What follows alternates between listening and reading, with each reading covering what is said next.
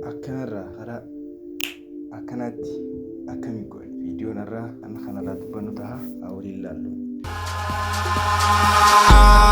Eyes in the sky, gazing far into the night.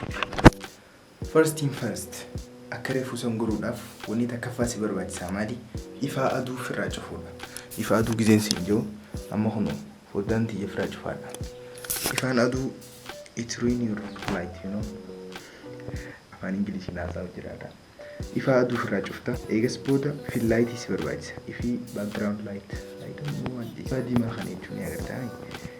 Fill lighting ani fayyadamu kana hunu ring light kuma jaanii ring light dha.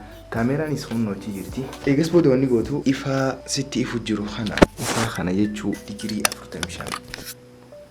Haa fuula akkanatti fuula guutuutti ifin ibsitu. Haafii hangeetitti ibsita.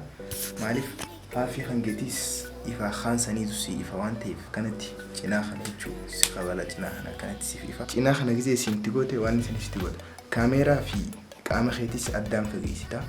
Background idaas irraa fagaatta. Maaliif akka booda background hangeessuus yani blur akka ta'uuf jechuu akkas goota. Kaameraan ani viidiyootti maru Canon 1300D kaameraa agartan tanii jechuudha. Dabtariniin ani script itti barreessu viidiyoo tiyya dalaguudhaaf dabtara diimaa kana. I love this book, you know. Ifaan diimaan natti ifu jiru maqaan isaa mini pro kana jedha. 100 watt IP67 mnaamun kan jiru kana.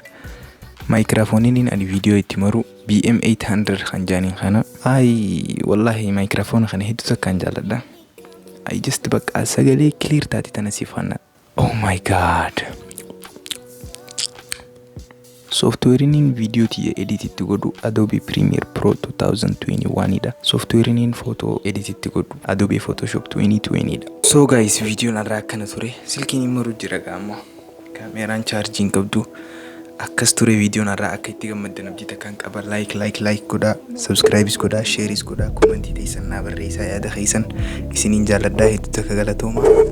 Ciao.